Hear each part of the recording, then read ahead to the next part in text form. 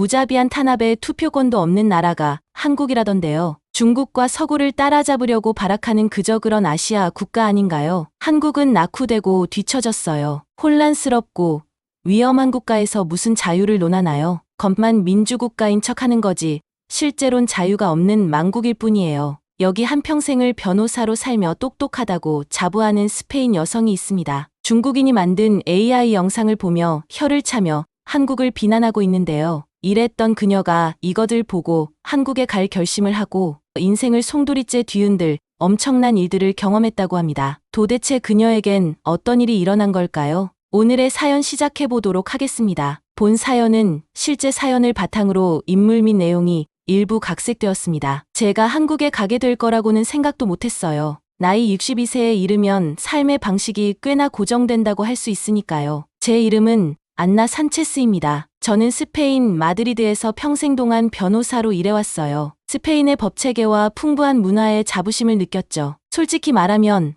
저는 한국에 대해 잘 알지 못했어요. 제 머릿속에서 한국은 그저 아시아의 작은 국가일 뿐이었죠. 물론 좋은 휴대폰과 전자기기를 가지고 있긴 했지만 아직도 여러 면에서 서구를 따라잡고 있는 그저 그런 아시아 국가 중 하나라고 생각했죠. 때때로 한국에서 벌어지는 시위나 정치 문제에 대한 뉴스를 보곤 했어요. 그럴 때마다 저는 아직도 그들은 문제를 해결하고 있는 중이잖아 라는 생각을 하곤 했어요. 솔직히 고백하자면 저는 약간 우쭐해 있었던 것 같아요. 그러다가 모든 것을 바꿔놓은 베를린에서의 학술회의가 있었어요. 저는 평소처럼 법에 관한 강연과 네트워킹을 기대하고 갔지만 뜻밖에도 그곳에서 만난 미국인 교수는 저를 완전히 뒤흔들어 버렸죠. 그는 몇 년간 한국에 거주했던 사람이었고 그가 했던 연설은 제가 그동안 알고 있다고 생각했던 모든 것을 의심하게 만들었어요. 그는 한국의 경제 기적에 대해 이야기했는데 한국이 몇십 년 만에 아주 가난한 나라에서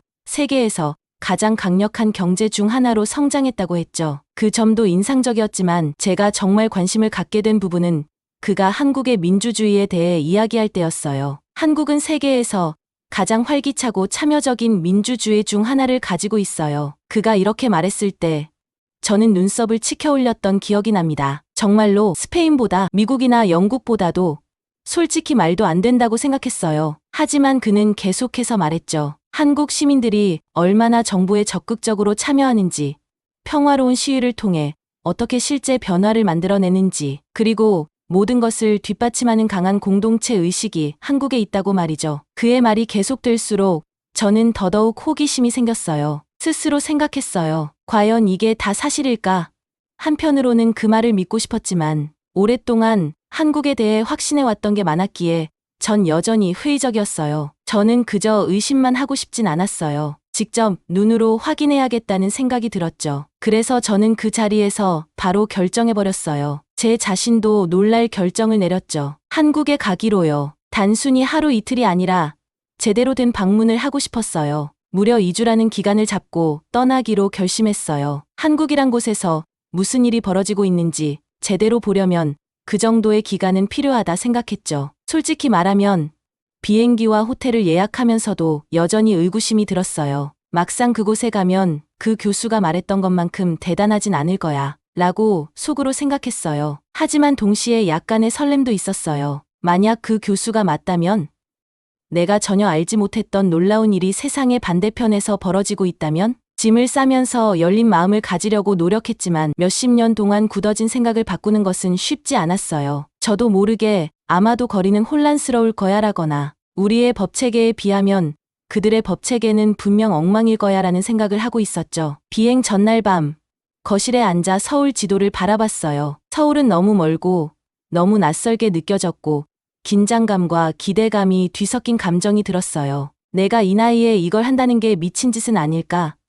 이 나이에는 그냥 해변에서 쉬고 있어야 하는 거 아닌가? 그러다 아버지가 해주셨던 말이 떠올랐어요. 배움을 멈추는 날이 곧 죽음을 향해 가는 날이다. 아버지는 항상 저에게 열린 마음을 가지라고 끊임없이 성장하라고 말씀하셨거든요. 저는 이 여행이 그 기회가 될 것이라고 깨달았어요. 짐을 다 싸고 나서 저는 스스로에게 약속했어요. 열린 눈과 열린 마음으로 한국에 가겠다고요. 제가 가지고 있는 선입견을 넘어서 그 나라와 그 사람들을 진정으로 바라보겠다고요. 제가 그동안 잘못 생각했던 것들을 발견할 수도 있을 것이고 아니면 제 의구심이 맞다는 것을 확인하게 될 수도 있겠지만 그게 어느 쪽이든 이 여행이 저를 변화시킬 것이라는 사실만은 확실했죠. 제가 얼마나 크게 변할지 그때는 알지 못했어요. 인천국제공항에서 나서는 순간 북적거리는 사람들의 물결이 저를 덮쳤어요. 긴 비행으로 머리가 어지럽고 물 밖으로 나온 물고기처럼 낯설고 불안한 기분이 들었죠. 마드리드에서 익숙했던 모든 것들이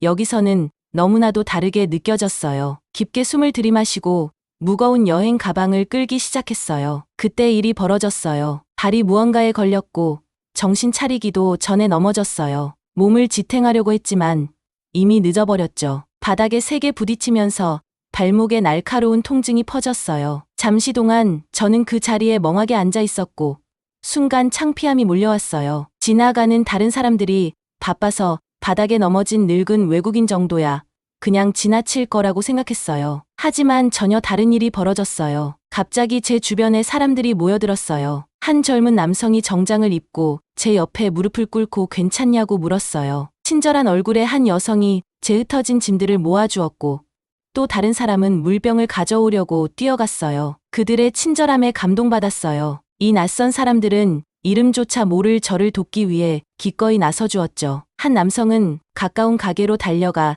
제 부어오른 발목을 위해 냉찜질팩까지 사다 주었어요. 그들이 저를 일으켜 세워줄 때 목이 메는 것을 느꼈어요. 제가 예상했던 차갑고 무관심한 나라가 아니었어요. 이 사람들은 따뜻함과 연민을 보여주었고 그것이 제 마음을 깊이 울렸어요. 그 후 며칠 동안 한국에 대한 제 의심은 서서히 녹아내렸어요. 제가 가는 곳마다 저를 놀라게 하고 감동시키는 일들이 있었거든요. 한국의 거리는 너무나 깨끗했어요. 스페인에서는 길거리에 쓰레기가 널려 있는 것이 흔한 일이었지만 여기서는 모든 것이 완벽히 정돈되어 있었어요. 어느 날은 한 남자가 다른 사람이 떨어뜨린 사탕 껍질을 주워서 버리는 모습도 볼 수 있었죠. 그는 망설이지 않았어요. 그저 자기 도시를 깨끗하게 유지하기 위한 행동이었고 그에겐 너무나도 자연스러운 행동이었죠. 그리고 지하철은 정말 놀라웠어요. 사람들이 많았지만 그 안에도 질서가 있었어요. 젊은이들이 곧바로 일어나 나이든 승객에게 자리를 양보하는 모습이 보였어요. 정말 많은 인파 속에서도 아무도 밀치거나 서두르지 않았고 모두가 차례를 기다리며 열차에 탔어요. 어느 날 저는 어느 열차를 타야 할지 몰라서 헤매고 있었는데 고등학생으로 보이는 한 소녀가 다가와 도와주었어요. 그녀는 몇 분 동안 지하철 노선을 설명해 주었고 제가 이해할 때까지 친절히 가르쳐 주었어요. 그녀의 친절함에 눈물이 날 뻔했어요. 어딜 가든 느낄 수 있는 공동체 의식도 저는 놀라웠어요. 공원에서는 이웃들이 모여서 함께 운동하며 함께 웃고 이야기를 나누었죠. 나이와 상관없이 모두가 함께 움직였고 정말 아름다운 광경이었어요. 바쁜 쇼핑 구역에서도 사람들은 서로 배려하는 모습이 눈에 띄었어요. 지나갈 수 있도록 길을 내주고 항상 정중하게 고개를 끄덕이거나 미소를 지었어요. 식당에서도 손님들이 자리를 정리해두고 나가서 다음 손님을 배려하는 모습이 인상적이었어요. 비 오는 어느 날 오후 우산 없이 길을 걷고 있는데 한 여성이 자신의 우산을 함께 쓰자고 제안했어요. 우리는 몇 블록을 함께 걸으며 마치 오랜 친구처럼 대화를 나누었어요. 헤어질 때 그녀는 우산을 저에게 주며 말했어요. 작은 선물이에요. 그녀는 미소 지으며 말했어요. 한국에 오신 것을 환영해요. 이런 작은 친절과 시민의식을 곳곳에서 보며 깊은 인상을 받았어요. 제가 예상했던 혼돈과 무관심과는 너무나 달랐어요. 대신 저는 서로와 공동체를 진심으로 아끼는 사회를 한국에서 발견할 수 있었죠. 매일 밤 침대에 누워 하루를 돌아볼 때면 놀라움으로 가득했어요. 그저 낙후되고 뒤처진 나라라고 여겼던 한국은 저에게 공동체와 존중, 그리고 시민의식에 대한 강력한 교훈을 주고 있었죠. 그동안 얼마나 많은 편견을 가져왔는지 생각하게 되었어요. 고정관념과 오래된 정보에 기반해 판단했던 것이 얼마나 잘못되었는지를 깨달았어요. 그리고 이제 제 눈으로 직접 보고 느끼면서 한국은 단순히 기술적으로 발전된 나라가 아니라 사회적으로도 매우 발전된 나라라는 사실을 알게 되었죠. 시간이 지날수록 저의 선입견은 점차 무너졌어요. 그 자리에 이 나라와 이 사람들에 대한 깊은 존경과 감탄이 자리 잡았어요. 앞으로 어떤 새로운 것들을 발견하게 될지 기대가 되었어요. 하지만 제가 모르는 것도 있었어요. 저를 가장 놀라게 할 사건이 아직 남아 있었다는 사실을요. 예상치 못한 만남이 제가 민주주의와 시민 참여에 대해 알고 있다고 생각했던 모든 것을 뒤흔들었죠. 서울에서의 셋째 날, 저는 시내를 둘러보기로 했어요. 햇살이 밝게 비추고 있었고 거리에는 일상을 보내는 사람들로 가득 차 있었어요. 길을 걷다가 앞쪽에서 뭔가 이상한 일이 일어나고 있는 것을 보게 되었어요. 큰 무리가 모여 있었고 멀리서 다채로운 팻말들이 보였으며 구호 소리도 들렸어요. 심장이 빠르게 뛰기 시작했어요. 집에서는 한국에서 벌어지는 시위가 폭력적으로 변하는 뉴스를 본 적이 있었거든요. 그리고 인터넷으로 본 어느 영상도 떠올랐어요. 중국의 명문대를 다니는 엘리트 학생이었는데 그녀의 말에 의하면 한국은 정치적인 탄압으로 국민들이 사회에 대한 목소리를 전혀 내지 못하는 삶을 산다고 했거든요. 그래서 한국인들이 정치적 탄압을 피해 주변 국가로 도망가는 사례가 빈번하다고요. 한국은 자유라는 것이 존재하지 않는 망국일 뿐이고 겉만 민주국가인 척하지 실제로는 억압받고 통제받는 후진국일 뿐이라고 했어요. 그 영상들이 떠오르면서 순간 뒤돌아가야 하나 잠시 고민하긴 했는데 약간의 호기심이 발동했어요. 조심스럽게 더 가까이 다가가 보기로 했죠. 가까이 다가갔을 때 제가 예상했던 것과는 다른 모습에 깜짝 놀랐어요. 혼란스러운 현장이 아니었어요. 오히려 평화로운 시위 한가운데에 서 있었죠. 수천 명의 사람들이 촛불과 팻말을 들고 있었고 환경 보호를 강화해 달라고 요구하고 있었어요. 가장 인상 깊었던 것은 그 분위기였어요. 화가 나 있거나 긴장된 분위기가 전혀 아니었고 마치 지역 사회의 모임 같은 느낌이었어요. 어린 아이를 동반한 가족, 손을 맞잡고 걷는 노부부, 신나게 대화를 나누는 학생들이 보였거든요. 사람들은 음식과 물을 나누고 있었고 꽃을 나누어 주는 사람들도 보였어요. 저도 모르게 경찰을 찾기 시작했어요. 당연히 시위를 막으려는 경찰들이 있을 거라고 생각했거든요. 하지만 경찰을 발견했을 때 전 믿을 수가 없었어요. 경찰들은 시위대를 제지하거나 해산시키려 하지 않았고 오히려 차분하게 사람들을 안내하고 안전을 유지하고 있었어요. 심지어 한 경찰관이 연로한 여성분이 앉아서 쉴 곳을 찾을 수 있도록 도와주고 있더라고요. 정말 놀라운 광경이었죠. 저는 더 가까이 다가가서 무슨 일이 일어나고 있는지 알아보기로 했어요. 대학생처럼 보이는 젊은이들 무리에게 다가가 물었어요. 저기요. 저는 서툰 한국어와 영어를 섞어 겨우 말을 꺼냈어요. 위험하지 않나요? 그들은 당황한 표정으로 절 바라보았어요. 그중 단발머리에 안경을 쓴 한 여성이 영어로 대답했어요. 위험할 게 뭐가 있겠어요? 이건 저희가 목소리를 내는 방식일 뿐이에요. 이건 우리의 권리이자 책임이랍니다. 솔직히 충격받았어요. 제 나라에서는 시위가 종종 경찰과의 충돌로 이어지곤 했거든요. 하지만 여기서는 일상적인 모습처럼 보였고 너무나도 평화로운 분위기였어요. 해가 지기 시작하면서 더 많은 사람들이 모여들었어요. 누군가 제게 촛불을 건넸고 저는 수천 개의 빛이 깜빡이는 무리 속에 서 있게 되었어요. 마치 땅 위에 떨어진 별들의 바다 같았죠. 갑자기 군중이 조용해졌고 한 젊은 여성이 작은 무대 위로 올라갔어요. 그녀가 말을 시작했을 때 목소리는 또렷하고 열정적이었어요. 모든 말을 알아들을 수는 없었지만 그녀의 메시지에 담긴 힘을 느낄 수 있었어요. 우리 지구를 보호해야 한다는 긴급한 필요성을 외치는 그녀의 목소리가 가슴 깊이 와닿았어요. 주위를 둘러보니 군중 속의 모든 얼굴들이 그녀의 말을 경청하고 있었어요. 모두가 그녀의 말에 고개를 끄덕이고 있었어요. 젊은이부터 노인까지 이들은 같은 목적과 더 나은 미래에 대한 희망을 공유하고 있었어요. 그 순간 저는 촛불을 들고 이제는 낯설게 느껴지지 않는 사람들 사이에 서서 목을 가다듬었어요. 목이 메이는 느낌과 동시에 눈물이 갑자기 차올라 저도 모르게 울컥했어요. 제가 보고 있는 것은 정말 특별한 것이었어요. 진정한 민주주의의 모습을 목격하고 있었던 거였죠. 제가 상상했던 혼란스럽고 위험한 한국은 여기에 없었어요. 이곳은 사람들이 평화롭게 모여 자신들이 믿는 것을 위해 일어서는 곳이었어요. 경찰은 시위를 막으려 하지 않고 오히려 그 권리를 보호해 주었어요. 젊은이든 노인이든 부유하든 가난하든 모든 사람이 목소리를 낼 수 있는 그런 곳이었어요. 집회가 밤 늦게까지 계속되었고 저는 주변 사람들과 이야기를 나누기 시작했어요. 한 할아버지는 손주들에게 시민으로서의 책임을 가르쳐 주기 위해 이곳에 데려왔다고 이야기해 주었어요. 한 10대는 환경 정책에 대해 열정적으로 설명해 주었고 중년 여성은 직접 만든 김밥을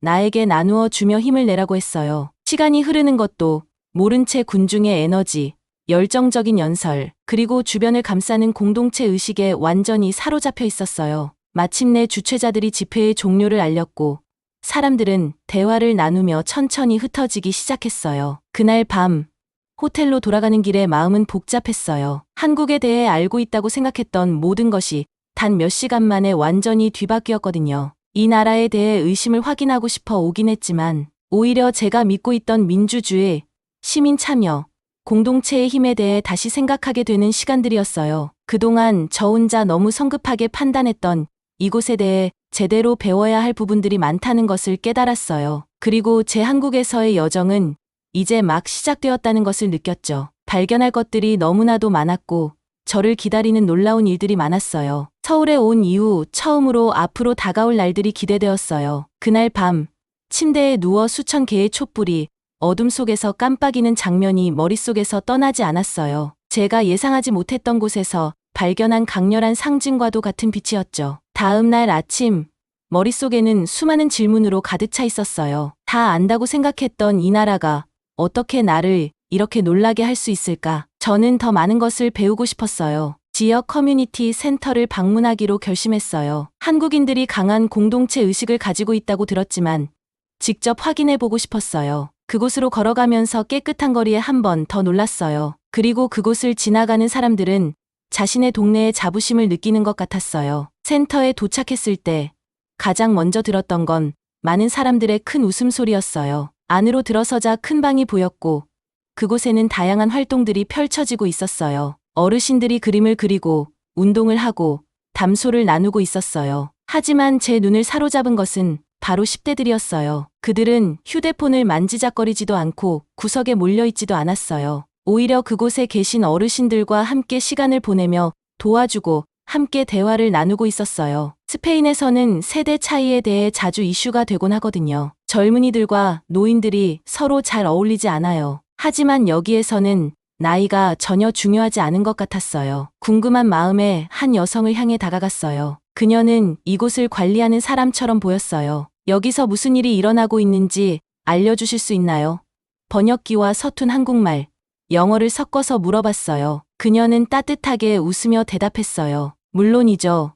여기는 저희의 일일 커뮤니티 프로그램이에요. 모든 세대가 함께 시간을 보내는 것이 중요하다고 믿어요. 어르신들은 지혜와 이야기를 나누고 젊은이들은 새로운 에너지와 아이디어를 제공합니다. 이것이 저희 공동체를 강하고 서로 연결되게 하는 방법이죠. 저는 고개를 끄덕이며 그 모든 것을 이해하려고 노력했어요. 그런데 청소년들이 어떻게 오게 되나요? 스페인에서는 젊은이들이 이런 것에 관심을 갖게 하는 게 너무 어렵거든요. 그녀는 웃으며 말했어요. 아, 청소년들이 정말 좋아해요.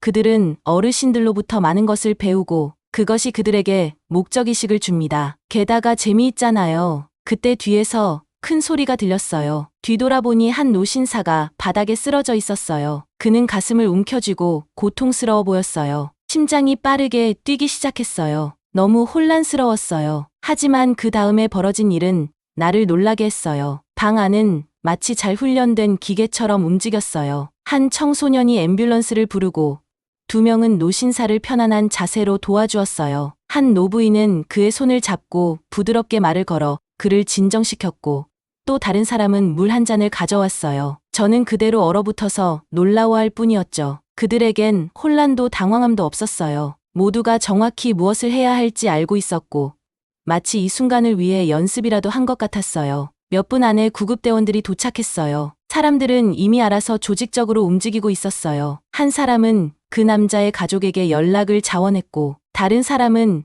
그가 병원에 있는 동안 그의 반려견을 돌보겠다고 했어요. 또 다른 그룹은 병원 방문 일정을 짜기 시작했어요. 제가 보고 있는 것이 믿기지 않았어요. 이것은 단순한 커뮤니티 센터가 아니었어요. 이것은 가족이었어요. 이 사람들은 서로를 진심으로 돌보고 있었어요. 전에는 전혀 본 적 없는 모습들이었죠. 상황이 진정되자 저는 도움을 주었던 청소년 중 한 명과 대화를 나누게 되었어요. 정말 대단했어요. 어떻게 무엇을 해야 할지 알았나요? 그녀는 대수롭지 않은 듯 어깨를 으쓱했어요. 우리는 서로를 돌봐요. 그게 우리가 하는 일이에요. 박 할아버지는 저에게 할아버지와 같아요. 당연히 도와드려야죠. 그녀의 말이 나에게 깊은 울림을 주었어요. 그 순간 저는 제가 보고 있는 것이 단순한 프로그램이나 센터에 관한 것이 아님을 깨달았어요. 이것은 삶의 방식이었어요. 이 사람들은 모든 사람이 중요한 공동체를 만들었고 다른 사람을 돕는 것이 자연스러운 일이었어요. 저는 마드리드에 있는 동네를 떠올렸어요. 우리는 서로 친절하긴 하지만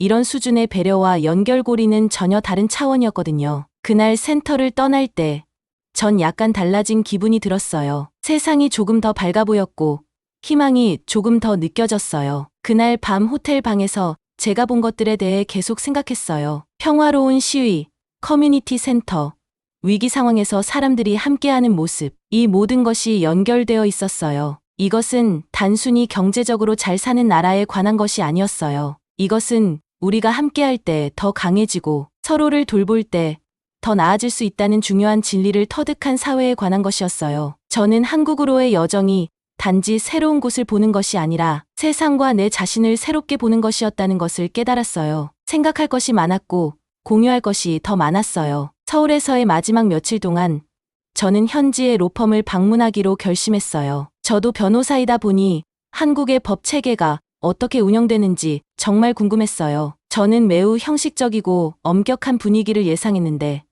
또 다른 놀라움을 경험하게 되었어요. 사무실에 들어섰을 때 따뜻한 미소와 악수로 맞이해줬어요. 한국 변호사들은 너무나도 친절하고 개방적이었어요. 제가 상상했던 냉정한 전문가들과는 전혀 달랐죠. 그들은 저를 자리에 앉게 하고 차를 권했어요. 마치 오랜 친구를 방문한 듯한 느낌이었고 공식적인 회의 같은 느낌은 전혀 아니었어요. 우리는 한국의 법에 대해 이야기하기 시작했고 그들이 얼마나 열정적인지에 놀랐어요. 그들은 인권과 환경보호 같은 분야에서 자신들의 나라가 얼마나 발전했는지 자랑스럽게 이야기했어요. 한 젊은 변호사는 최근에 노동자들이 더 나은 근로 조건을 요구하며 싸운 사건에 대해 이야기해 주었는데 그 사건을 이겨서 사람들의 삶을 바꿨다는 이야기를 할 때 그녀의 눈은 반짝였어요. 저는 스페인에서의 경험과 비교하지 않을 수 없었어요. 스페인은 오랜 민주주의의 역사를 가지고 있지만 때로는 너무 익숙해져서 약간 게을러진 것 같기도 하거든요. 반면에 여기 한국에서는 정말로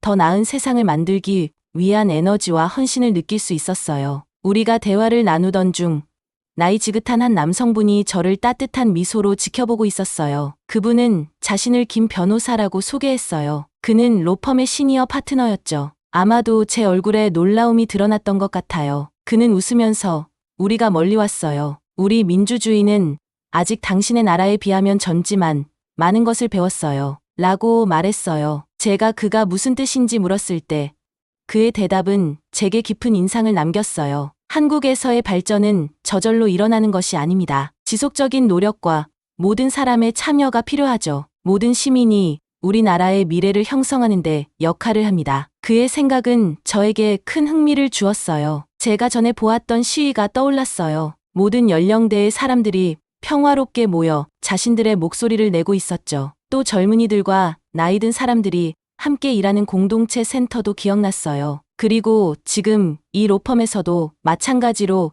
협력과 발전을 위한 헌신을 볼 수 있었어요. 김 변호사님은 한국이 과거에 직면했던 도전들에 대해 이야기해 주었어요. 그는 독재와 어려움의 시기를 이야기하면서도 사람들이 민주주의를 위해 어떻게 함께 싸웠는지도 설명해 주었어요. 쉬운 일은 아니었지만 우리는 결코 포기하지 않았어요. 그리고 이제 우리가 얼마나 멀리 왔는지 볼 수 있죠. 저는 그의 말을 듣고 고개를 끄덕이며 깊이 빠져들었어요. 그 말은 제 나라를 생각하게 했고 우리가 때때로 우리의 자유를 당연시 여기는 것에 대해 반성하게 되었어요. 여기 한국은 한 걸음 한 걸음 힘들게 싸워온 나라이며 그들은 멈추지 않고 있었어요. 우리의 대화가 계속되면서 우리는 구체적인 법률과 정책에 대해 이야기했어요. 저는 한국이 부패와 환경 보호 문제를 어떻게 해결했는지 인상 깊었어요. 그들의 혁신적인 해결책은 제가 전혀 생각하지 못했던 것이었어요. 스페인, 아니 어쩌면 유럽 전체가 한국으로부터 많은 것을 배울 수 있을 것 같다는 생각이 들었어요. 특히 인상적이었던 점은 법률 시스템에서의 기술 활용이었어요. 그들은 법원 절차를 더 빠르고 효율적으로 만들기 위해 고급 소프트웨어를 사용하는 방법을 보여주었죠. 우리나라에서 여전히 쌓여가는 서류, 더미와는 너무나도 다른 모습이었어요. 시간이 흐른 줄도 모른 채 저는 떠날 준비를 했어요. 저는 배운 것들에 영감을 받았지만 동시에 약간의 슬픔도 느꼈어요. 슬픈 이유는 제가 이 나라에 대해 오랫동안 가지고 있었던 많은 오해들을 깨달았기 때문이었어요. 저는 이곳이 현대화를 힘들어하는 나라라고 예상하고 왔는데 오히려 여러 면에서 스페인보다 더 앞서 있다는 것을 발견하게 되었어요. 김 변호사님이 저를 문까지 배웅해 주시면서 우리가 작별 인사를 나눌 때 그가 한 말은 결코 잊을 수 없을 것 같아요. 기억하세요. 나라의 발전과 성장은 목적지가 아닙니다. 우리가 모두 함께하는 여정이죠. 서로 다른 길을 걸을 수는 있지만 우리는 모두 더 나은 세상을 만들기 위해 노력하고 있답니다. 서울의 바쁜 거리로 나서며 저는 크게 감격했어요. 더 이상 전 단순한 관광객이 아니었거든요. 잠시 동안이라도 중요한 일의 일부가 된 느낌이었어요. 저는 이 나라의 고정관념과 뉴스 헤드라인을 넘어서 더 깊은 면모를 보게 되었어요. 이 여행에서 만난 모든 사람들이 떠올랐어요. 공항에서 만난 친절한 낯선이들, 열정적인 시위자들, 따뜻한 공동체 구성원들, 그리고 이제는 이 헌신적인 변호사들까지 그들 각각이 한국을 특별하게 만드는 또 다른 모습을 보여주었어요. 호텔로 걸어가는 길, 저는 미소를 지을 수밖에 없었어요. 저는 가르치러 왔지만 오히려 많은 것을 배웠어요. 이 여행은 단순히 새로운 나라를 발견하는 것이 아니라 제 생각을 열고 제 선입견에 도전하는 여정이었어요. 서울의 하늘이 아름다운 주황빛과 분홍빛으로 물들며 해가 저물어갈 때 저는 스스로에게 다짐을 했어요. 이 배운 교훈들을 고국으로 가져가겠다고, 제 동료와 친구들에게 이 이야기를 전하겠다고, 무엇보다도 이 진보와 공동체 정신을 제 삶과 일 속에 조금이라도 더 담아내겠다고 결심했어요. 여행은 거의 끝났지만 제 2회의 여정은 이제 막 시작되었어요. 한국은 저를 변화시켰고 이 새로운 시각이 저를 어디로 이끌지 기대가 되었어요. 마드리드로 돌아가는 비행기에 탑승했을 때 제 머리는 그동안 보고 배운 새로운 것들로 가득 차 있었어요. 한국은 제가 그동안 가졌던 생각을 완전히 바꿔놓았어요. 이전에 제가 믿었던 고정관념과는 전혀 달랐어요. 자리에 앉아 창밖으로 보이는 점점 작아지는 서울을 바라보았어요. 지난 2주간의 놀라운 경험들이 계속 머릿속에서 재생되었어요. 우연히 발견했던 평화로운 시위가 생각났어요. 수천 명이 촛불을 들고 자신들의 신념을 위해 함께 서 있던 모습이 아직도 생생하게 기억나요. 가족과 어린이, 노인 부부까지 참여하는 모습에 놀랐던 기억도 떠올랐어요. 제가 예상했던 것처럼 혼란스럽거나 폭력적이지 않았어요. 오히려 마치 동네 모임 같은 느낌이었고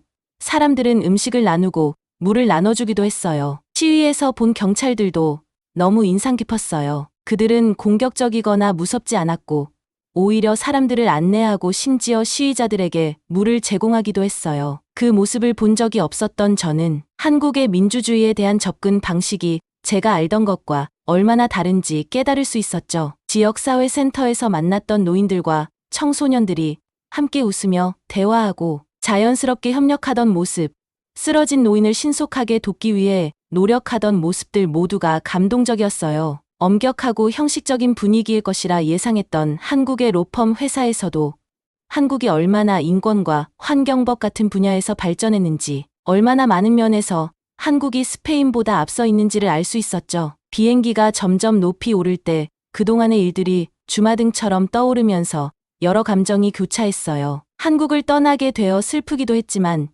집에 돌아가 배운 것들을 사람들과 나눌 생각에 설레기도 했어요. 아마도 제 동료나 친구들 중 많은 이들이 저처럼 한국에 대해 잘못된 생각을 가지고 있을 것이기 때문에 그들의 생각을 바꾸는데 도움이 될 수 있을 것 같았어요. 노트를 꺼내 한국에 대해 사람들에게 이야기하고 싶은 것들을 정리하기 시작했어요. 어디서나 보았던 강한 공동체 의식에 대해 적었고 도시가 얼마나 깨끗하고 질서정연한지도 메모했어요. 그리고 일상생활을 매우 편리하게 만드는 첨단 기술에 대해서도 기록했어요. 하지만 표면적인 것들 외에도 더 깊은 교훈을 나누고 싶었어요. 한국 사람들이 민주주의와 시민 책임에 얼마나 헌신적인지 이야기하고 싶었고 그들이 어떻게 전통과 발전을 균형 있게 조화시키며 개인적인 이익보다는 공동체의 안녕을 우선시하는지를 설명하고 싶었어요. 이번 여행은 단순히 새로운 나라를 발견하는 것만이 아니었고 제 자신을 다시 발견하는 여행이기도 했어요.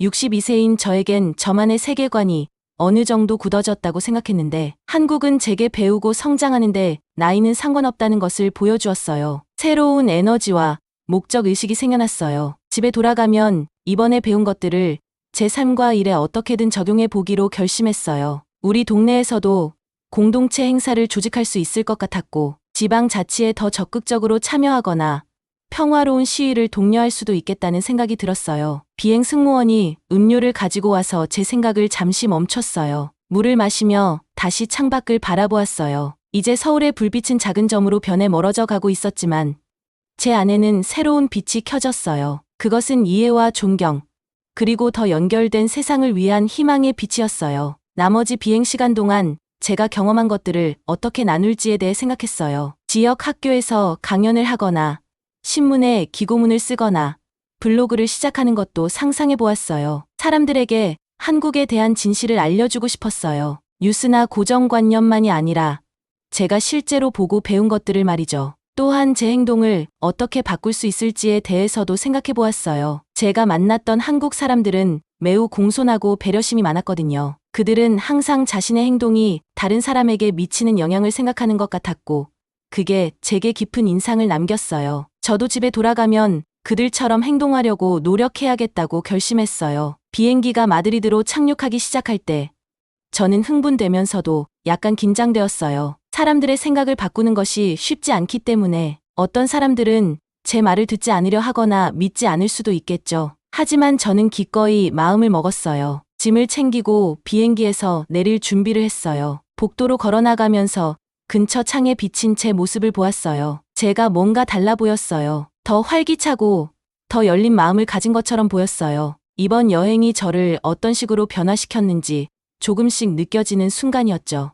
마드리드 공항을 걸어 나오면서 저는 이미 다른 사람이 된 것 같은 기분이 들었어요. 집에서 익숙하게 느껴졌던 풍경과 소리들이 왠지 새롭게 느껴졌고, 개선할 기회가 모든 곳에 있는 것처럼 보였어요. 제 새로운 관점을 세상에 나눌 생각을 하니 가슴이 벅차오르네요.